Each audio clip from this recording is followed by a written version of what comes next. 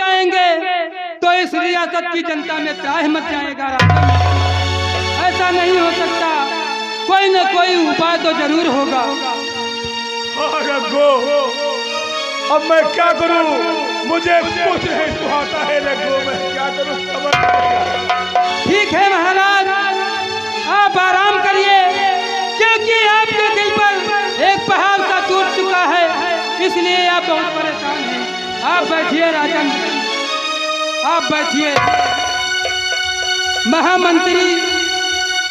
महामंत्री हुकुम सिंह, तुमने ये अच्छा नहीं किया।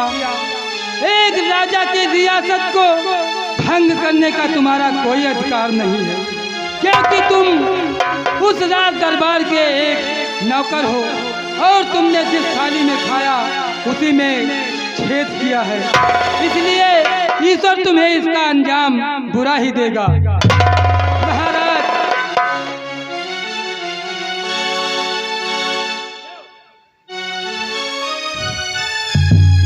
महाराज, आखिर रानी परी के बच्चे को मारकर उससे क्या दुश्मनी थी? रानी परी तो एक चांद का टुकड़ा होती है, उसके पास जादू की छड़ी होती है। हो सकता है उसी जादू की छड़ी को हासिल करने के लिए उसने ये अत्याचार किया है।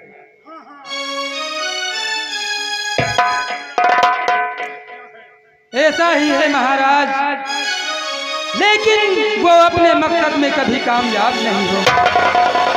महाराज, मुझे तो खतरा लग रहा है कि आप और महारानी बहुत सावधानी से रहें,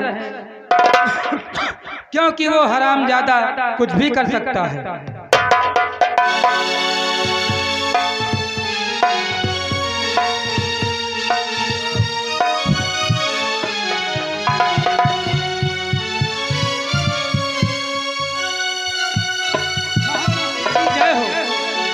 कहो रघु, आखिर दरबार में कैसे आए? मंत्री जी, मैं हमेशा की भांति महाराज परियों की पूजा करते हैं, इसलिए पूजा के बाद वो कुछ न कुछ दान जरूर देते हैं। उसी उपहार को लेने के लिए मैं राज दरबार में आया था। तो दान के बहुत बड़े आदी हो गए हो।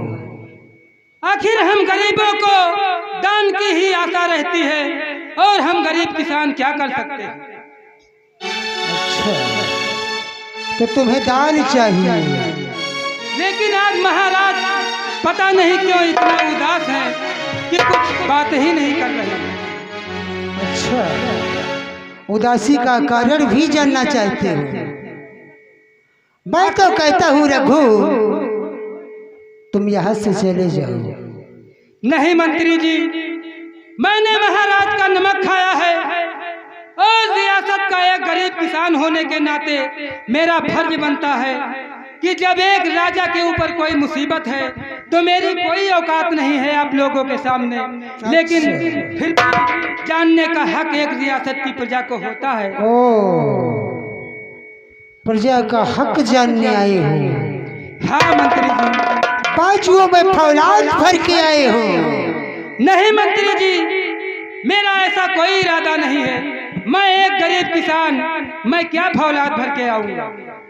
मैं तुम्हें बहुत खुशी से समझा रहा हूँ कि यहाँ से चले जाओ रघु। नहीं मंत्री जी, इस तरह जाना शोभा नहीं देता। एक नमक खाने वाले इंसान को इस तरह से मुंह मोड़ कर जाना शोभा नहीं देता महामंत्री जी, इसलिए मैं उदासी का कारण जानना चाहता हूँ। मंत्री हुकुम सिंह को ना सुनने की आदत।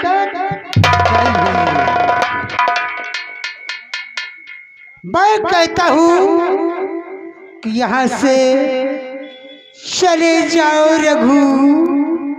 मैं चला जाऊंगा महामंत्री जी, लेकिन महाराज नहीं तो आप ही बता दीजिए कि आखिर महाराज इतना उदास क्यों है। आखिर एक रियासत के राजा हैं और इस तरह एक राजा को उदास होना शोभा नहीं देता। और याद रखो महारानी, ये बच्चा मुझे दे दो। नहीं महारानी जी, ये बच्चा इसे हरगिज नहीं देना, ये बच्चा इसे हरगिज नहीं देना, क्योंकि इसकी करतूतें मैं पहले ही सुन चुका हूँ। ये बच्चा मंत्री हुकुम मुझे से दे दो महारानी। देखिए, आज तुम बचोगे नहीं हमारे हाथों से।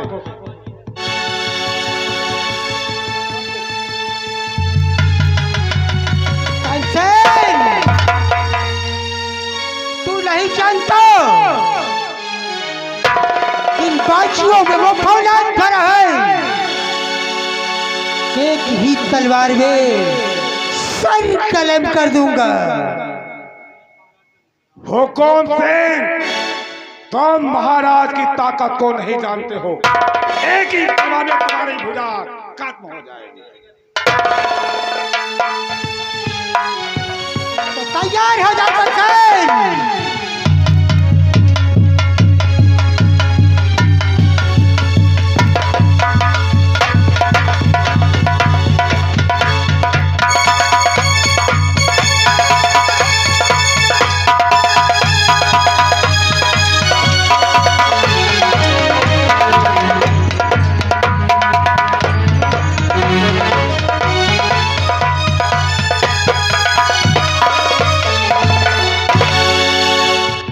हुकुम से दरबारी, दरबारी, लगा दो हथकड़ी और उतार दो शाही ताज।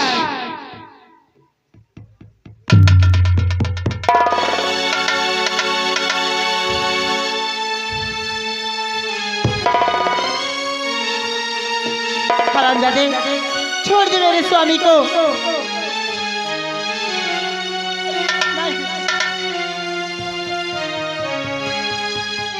छोड़ तो दूंगा, लेकिन इस बच्चे को ले जाने के बाद।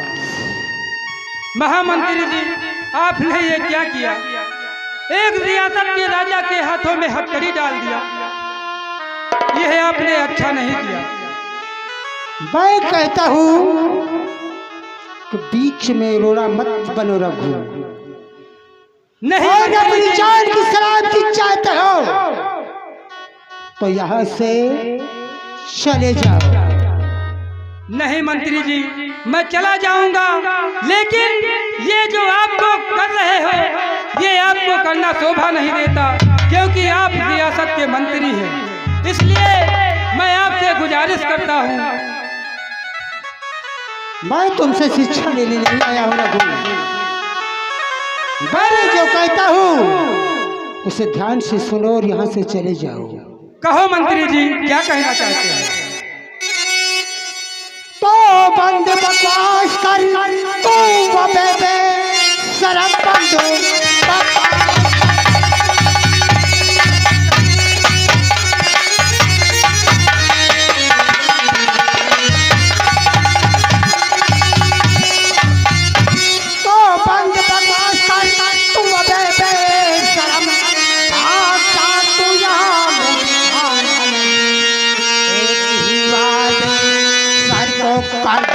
कलम सर लुढ़कता जमीन पे नजर आए।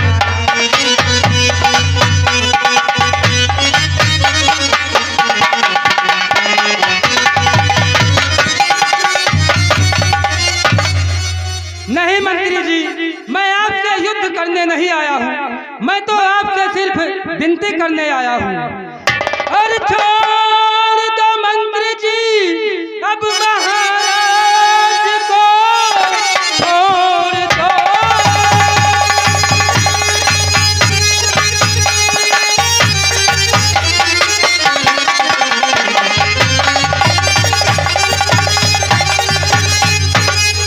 छोड़ दीजिए मंत्री जी महाराज को, ये तो संसार के अन्नदाता भगवान है। अन्नदाता पे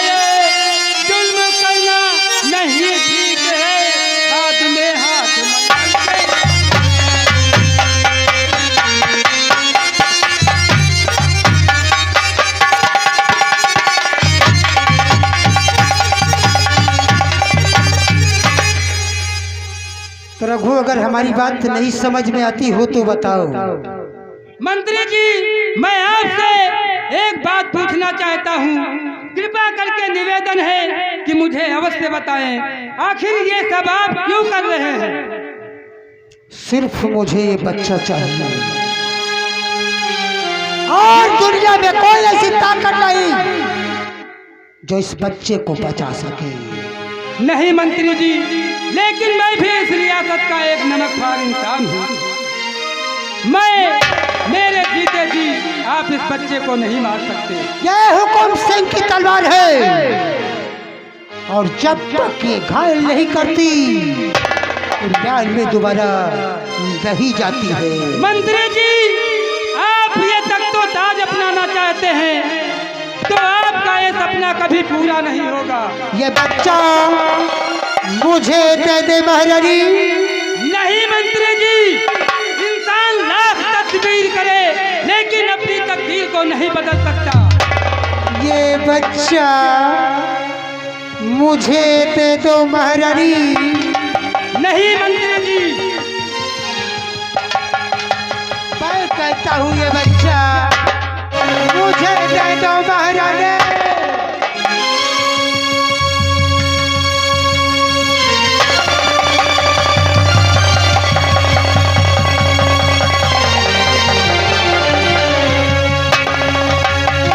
आज जाओ नहीं तो तुम्हें भी खत्म कर दूंगा।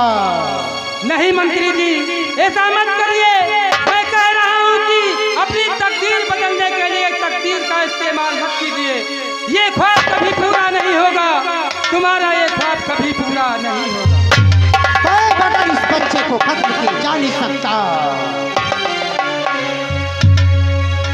महाराज का चिराग, आखिरी चिराग ईश्वर की देन है, इसे कोई बुझा नहीं सकता, इसे कोई नहीं बुझा सकता।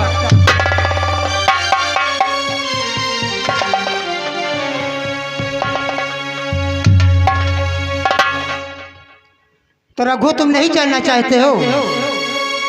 हाँ मंत्री जी, क्योंकि ये सरासर गलत है और गलत देखना एक इंसान का फर्ज नहीं। तो तैयार हो जाओ रघु, मैं तुम्हारी भी आखिरी इच्छा पूरी कर देता हूँ।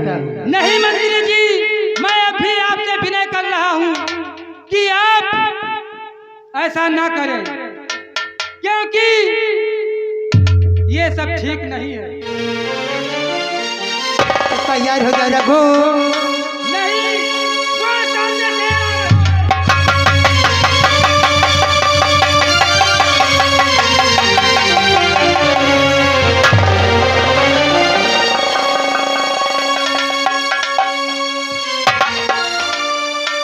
आराम खोल रघु। दरबारी तत्काल इस रघु का पीछा करो, पीछा करो।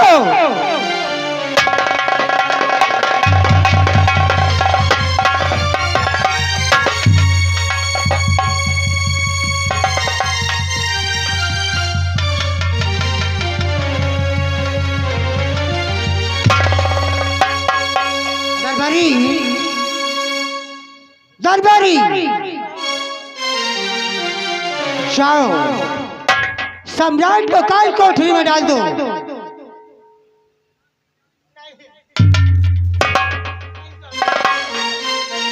ले जाओ, मैं इसकी शक्ल नहीं देखना चाहता।